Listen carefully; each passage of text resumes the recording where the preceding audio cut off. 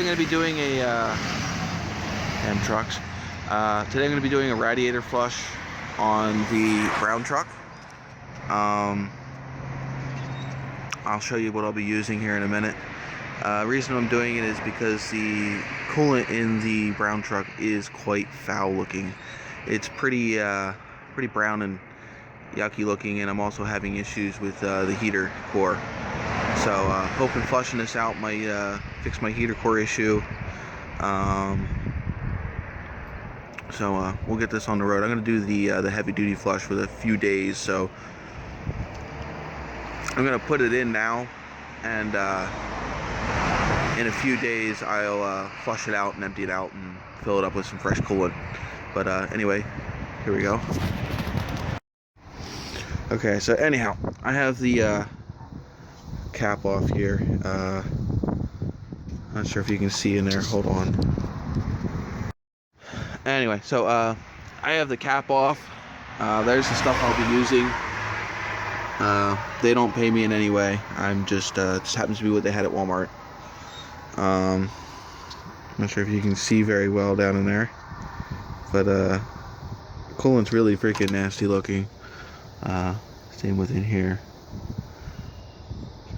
Not sure how well you're seeing, but so I'm gonna flush all this out. I'll wash the wiper bottle, the reservoir bottle out. But first thing it said is to drain this a little bit, and then pour that in. I do have a bucket down here, so to catch the drain. But I will let you know how it goes. Alright, so I've got most of it drained out. It just says to pour this in here and then fill it back up with water. So that's what I'll do.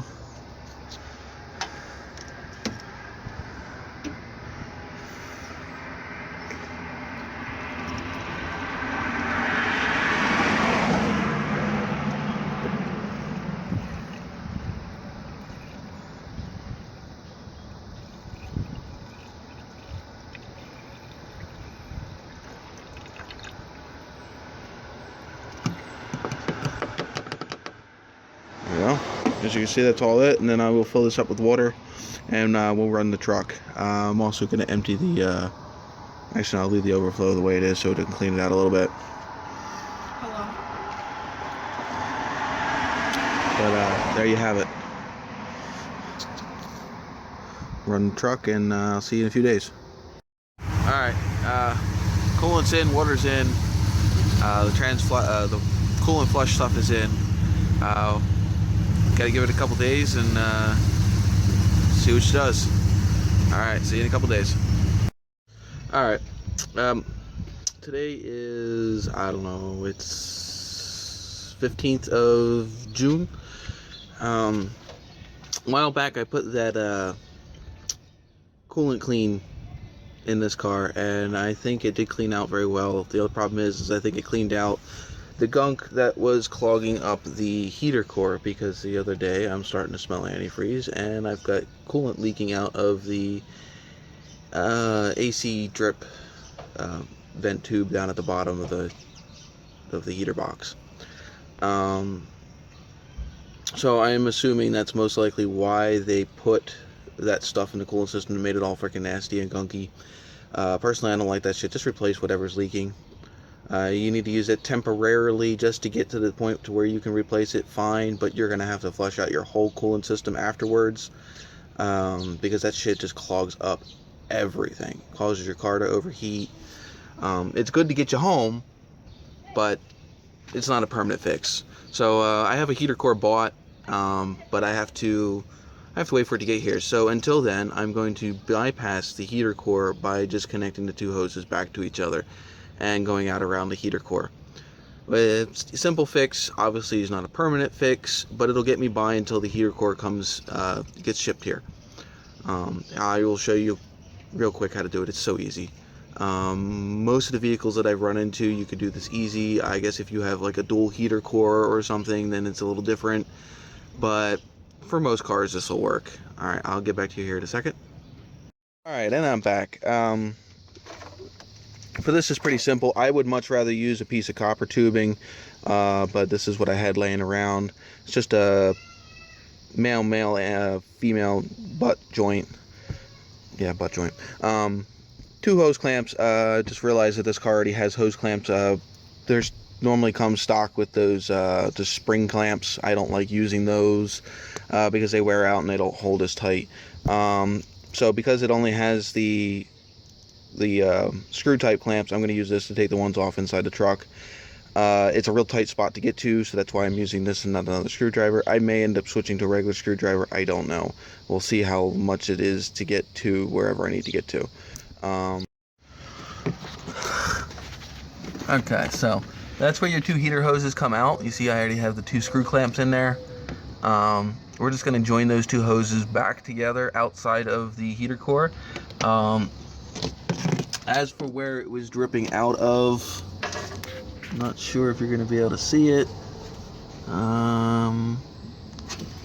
Might have to go underneath the truck to get to it. Let's see. It'd be easier to show down here.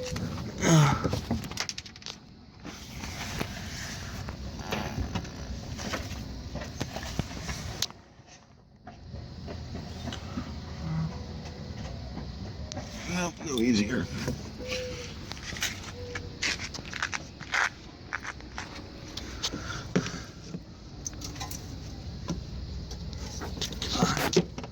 Anyway, right, that's where it was dripping out of. So that's how I know it's the heater core.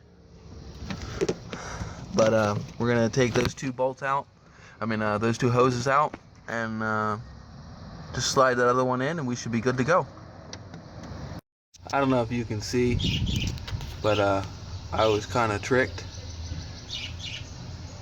They still have the spring clamps on them, and they put the regular freaking screw clamps on in front of those.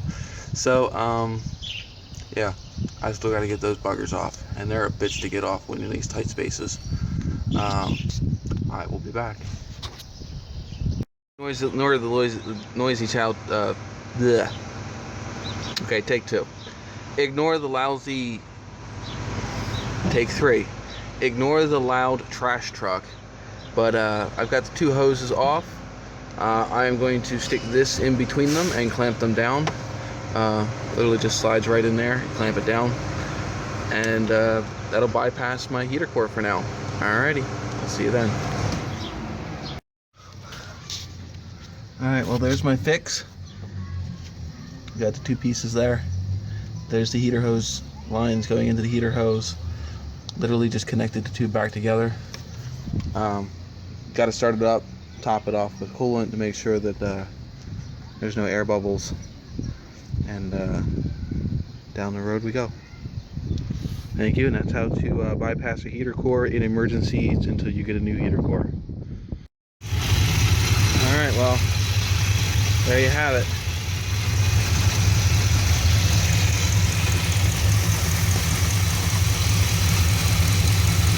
No leaks.